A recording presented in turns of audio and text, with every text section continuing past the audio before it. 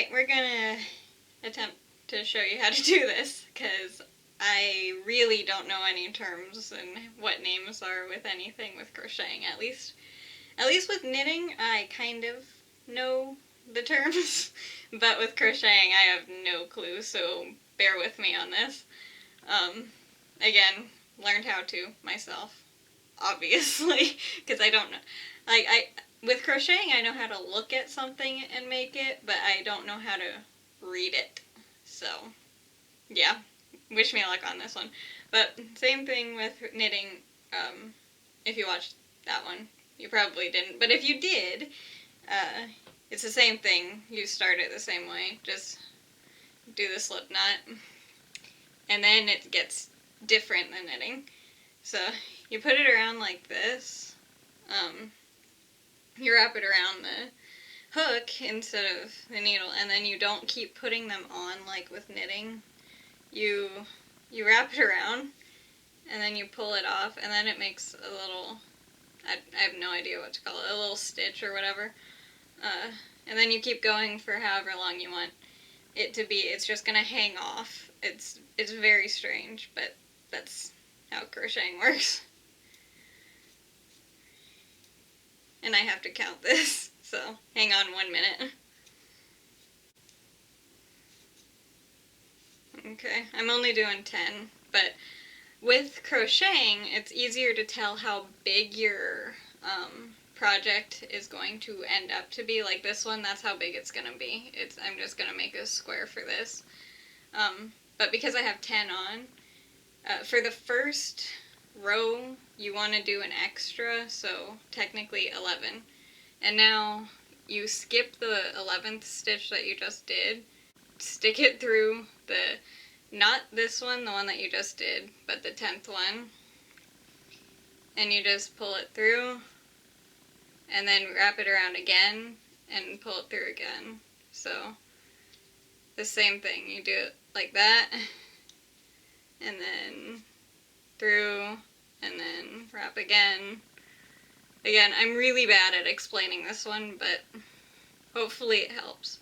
But pull it through the stitch, wrap it, pull it through, and again, just until you do all 10, and that's one row. So let me do this one, and yeah, I'll be right back. Okay, one row. That's how it looks so far. And again, hopefully that makes sense. I'm really bad at explaining crochet.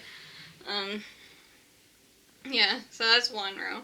And a lot of times, like, to do the next row, you're gonna go into the, I don't know if you can see, but they're like the little loop-shaped things. That's what you go into, and that's a stitch.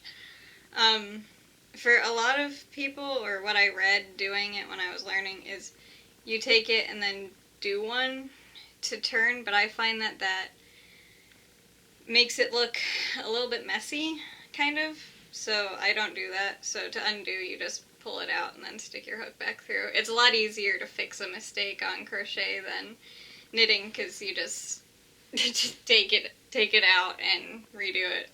But yeah, because I'm not doing that, because I just took that out, I go like just in, and then just do the same thing like you did on the first row, just in and around and around and wrap and through. Just that. Crocheting is a lot easier for me than knitting, because it's faster and you can mess up less, and it's kind of, you don't really have to pay attention to it as much, because if you mess up, you just take it out. With knitting, you get off there. With knitting, you have to pay attention to make sure that the stitches don't fall off the needle. With this one, because it's a hook, it really doesn't matter. That's all. That's all that there is to it for this type of a thing. So, again, just to flip it, just go through. That's it. Like, once you get the hang of crocheting, it is one of the easiest things, in my opinion, to do. So I'm going to make this real quick. It'll probably take like 5 minutes, and I'll be right back.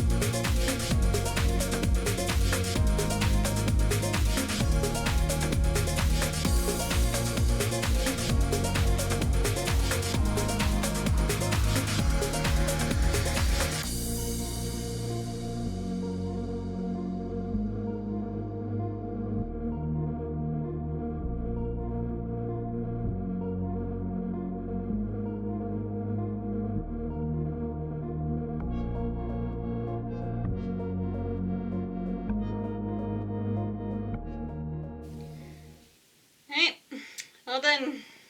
See, that doesn't take long, and I know I just did a really tiny one, but crocheting is really fast. For this, and by the way, I think this stitch is called a single crochet, but I don't know, but I think that's what it's called. It's either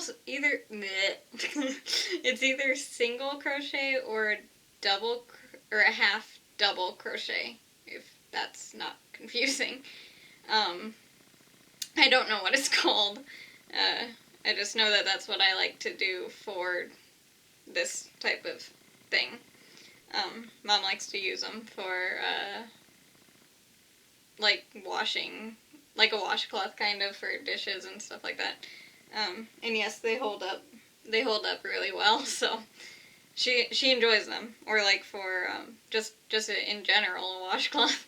But for this, how you want to end it is, you see how the beginning is over on this side. You want to end it on the opposite side, so that way it'll be even.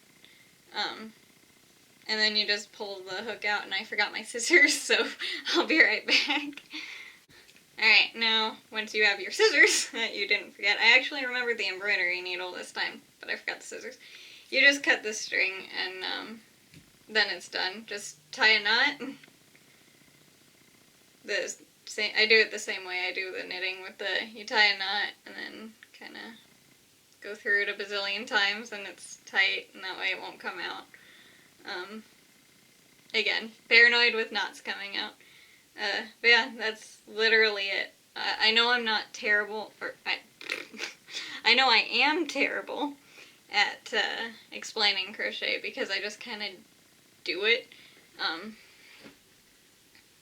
Yeah, because I just kind of do it. I really don't know what any of the things are. I just kind of mindlessly do it. But to weave it in, you just thread your needle and kind of. It's a little easier, again, than knitting to make it blend in. That's why I didn't crochet this in with the crochet. I do it afterwards, because you notice it a bit more. But you just like follow the big loopy knot thingies and just kind of go back and forth until the string is up. I like to cut it really long, because at the beginning, when I was learning how to do it, I cut it like right at, and that was a mistake, because you couldn't really blend it in, and then you always knew where the end of the yarn was, and that was not the best look.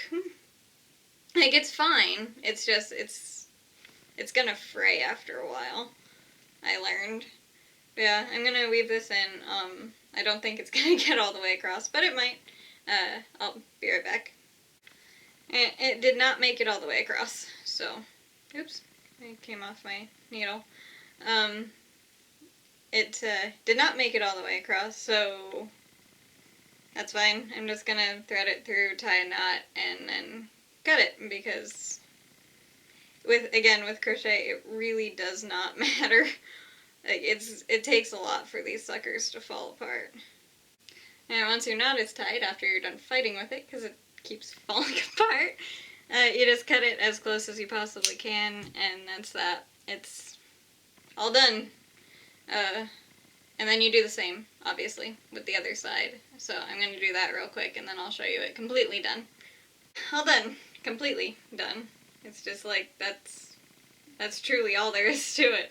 I mean, I know it's a not wonderful explanation, but I honestly don't know how to explain it better.